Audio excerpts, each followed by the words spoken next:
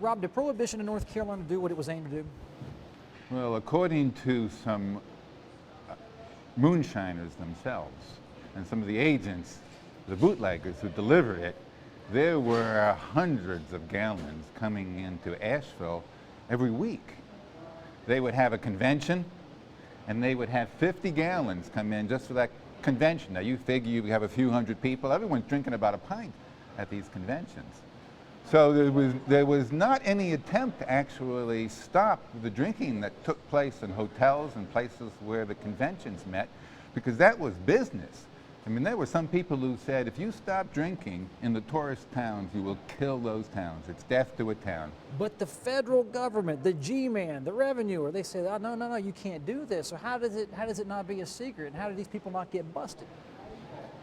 Well, I mean, there also were people who were able to go to the city government itself, in the case of Asheville, and to get liquor with prescription from the doctor.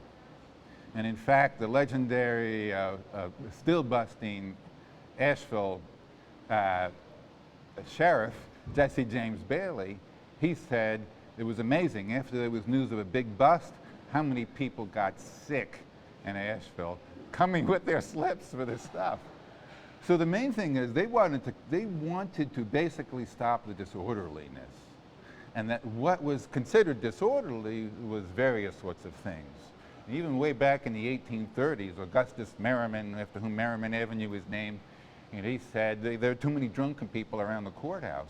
Well, sure, court met every once in a while, not too frequently. It was a big party. That's one of the places where you drank. Were the parties back then, you think, different than the parties you see in a nightclub or a bar now? I mean, what would make people think we need to get rid of alcohol? Well, there was also the ministers.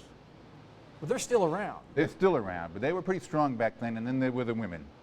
It really is difficult to determine the degree to which there were disorderly and even violent men that the women felt that they needed to do something about.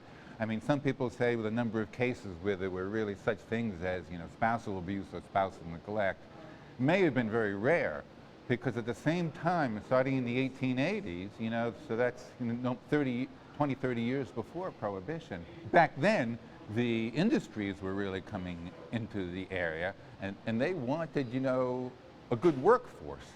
At the same time, they had the tourism industry.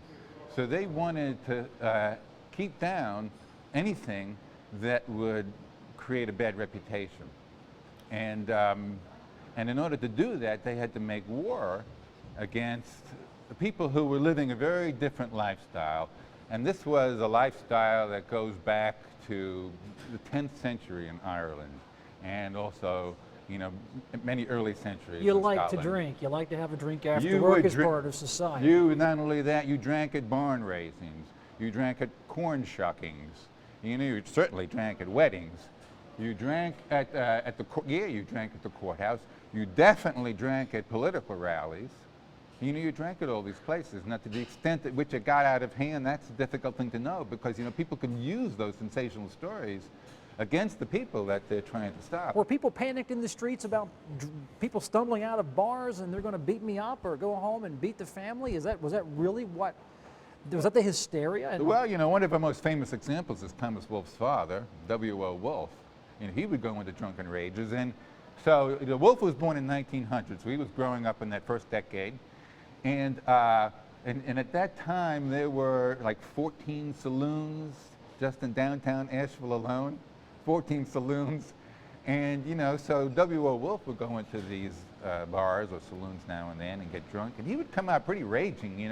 Early in Look Homeward Angel, there's that scene with him, W.O. Gant, chasing his wife around with a fireplace poker.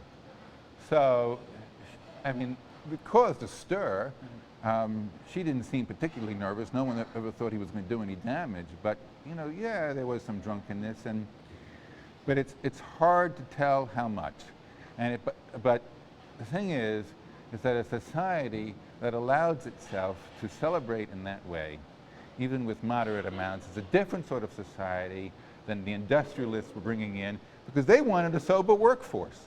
They wanted the Victorian model. And the Victorian model is not necessarily that ideal. You know, you have the stern ministers, but you also have, you know, those workplaces. You have workmen who are pretty much controlled. When it came to that, back then, you know, today Asheville is not known as a conservative political town. What was it? Was it a conservative town back then? Was it a liberal progressive town? Would this town have embraced Prohibition back then? Or only a certain elite that could enforce the power? Sometimes Asheville was the place that was more wet, sometimes it was the place that was more dry. Asheville was a special town within Western North Carolina and within the mountains. There was some laws, sometimes the laws just applied to Asheville. Asheville passed Prohibition about 3/4 of a year before North Carolina passed Prohibition. They passed it in October of 1907. And there was a big vote, and this is the craziest thing. The wets came out and the dries came out. And supposedly, you know, the night before, the wets had this big rally in the old Opera House, which is now gone. And the dries, the women and their children, they were marching with torchlights down Patton Avenue.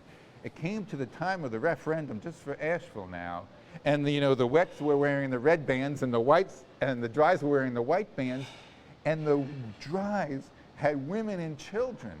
And the children, in this one instance, with this guy who owned a saloon downtown, they evidently, you had to get a ballot from someone, either a wet or a dry ballot. The children would surround these leaders who were going to vote wet, and they would like sing songs, they would pray. This created this scene.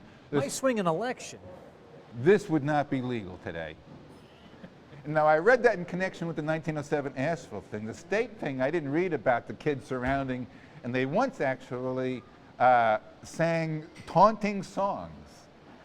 Not taunting, really. They sang shaming songs about this particular man who was going to vote wet, and they included his children's names in the song. I mean, they knew who he was. I know you, Mr. O'Connell. I know your kids.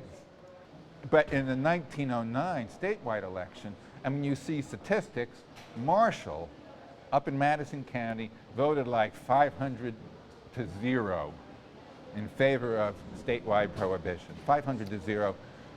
So you know there was something fishy going on. So there were conservative elements downtown, and but it was a combination of forces. It really wasn't like the Tea Party today with taxes. It was more like those movements that might focus around right to life. You know, it was a single issue around which a diverse number of people were organized, but it really started with the idea of wanting to impose a Victorian kind of society on a mountain kind of society. Rob, I appreciate it. Thank you so much for sharing your expertise. Very nice conversation. Okay, good.